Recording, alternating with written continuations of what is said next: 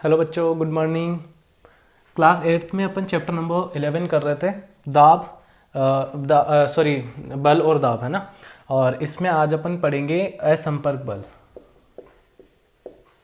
संपर्क बल अपन ने पढ़े, मतलब ऐसे बल, मतलब किसी वस्तु को गतिशील करवाने के लिए या स्थिरता लाने के लिए या वस्तु में कोई परिवर्तन करने के लिए अगर दो वस्तुएं जो हैं संपर्क में होती हैं तो वो संपर्क बल कहलाते हैं। मतलब ऐसा बल जो किसी वस्तु के संपर्क में रहकर लगाया जाए तो उसको अपन संपर्क बल कहते हैं। और ऐसे बल जिनमें दो वस्तुओं में संपर्क की आवश्यकता नहीं होती है, मतलब वहाँ पे आपको जो है संपर्क नहीं होता दो वस्तुओं में, तो उनको अपन कहते हैं असंपर्क बल। ठीक है। अब ये जो है तीन प्रकार के अपन यहाँ पे बल पढ़ेंगे, तीन टाइप के। एक तो चुंबकीय बल, ठीक है। दूसरा अपन पढ़ेंगे बेटा स्थिर वैद्युत बल, स्थिर वैद्युत बल। और एक पढ़ेंगे अपन यहाँ पे गुरुत्वाकर्षण बल, गुरुत्वाकर्षण बल। ठीक है, ये तीन पढ़ेंगे अपन। तो पहला दे रखा है चुंबकीय बल। सबसे पहले तो असंपर्क बल क्या होता है कि ऐसा बल जो दो वस्तुओं में संपर्क में ना रहकर लगाया जाए, या फिर ऐसा बल जो जिसमें दो वस्तुएं संपर्क में नहीं होती, तो उसको अपन क्या कहते हैं, असंपर्क बल। ठीक है।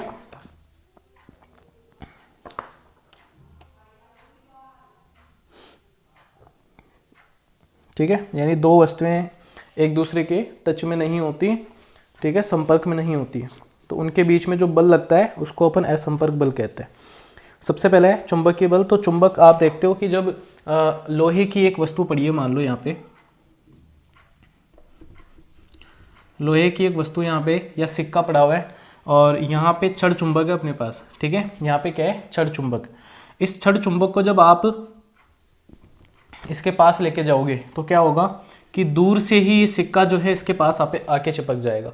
ऐसा क्यों होता है? क्योंकि यहाँ पे चुंबक जो है एक आकर्षण बल लगाती है अपनी तरफ इस लोहे की वस्तुओं को। आपको ये भी पता है कि चुंबक जो है, मतलब कुछ ऐसी चीज़ें हैं जिनको चुंबक अपनी ओर आकर्षित करती है। तो लोहा जो है ये चुंबक की तरफ आकर्षित होगा। ठीक है, तो यहाँ पे कोई संपर्क नहीं था इन दोनों के बीच में, लेकिन फिर भी कोई बल लग रहा था इन दोनों के बीच में, तो अपन उसको बोल रहे थे क्या, चुंबकीय बल। ठीक है, तो चुंबक जो है किसी वस्तु को अपनी ओर आकर्षित करती है बिना संपर्क किए, तो वो बल कौन सा होता है, चुंबकीय बल होता है। ठीक है,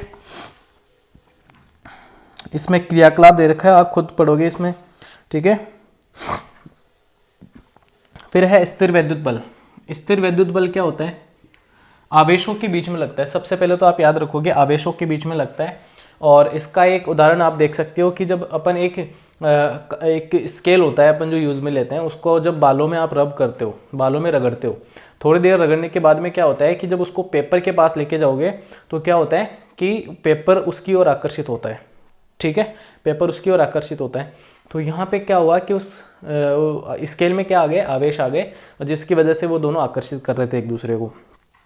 ऐसे आप एक क्रियाकलाप दे रखा है उसको पढ़ोगे, जैसे कि प्लास्टिक का एक स्ट्रॉ लीजिए और इसको लगभग 2 बराबर भागों में काट लीजिए।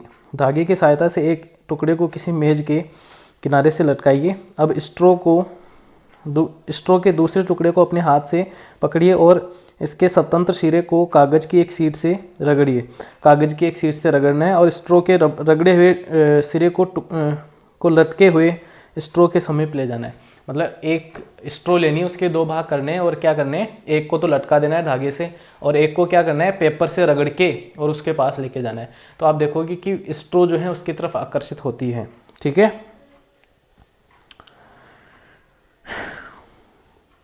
तो ऐसा क्यों होता है? क्योंकि एक आवेशित वस्तु द्वारा किसी दूसरी आवेशित वस्तु को या अनावेशित वस्तु को अपनी ओर खींचने की जो क्षमता होती है, खींचने जो बल लगाया जाता है, मतलब एक आवेशित वस्तु दूसरी आवेशित या अनावेशित वस्तु, मतलब एक आवेशित मतलब जो जैसे अपन ने अखबार पे रगड़ा उसको, तो उसमें आवेश आ गए।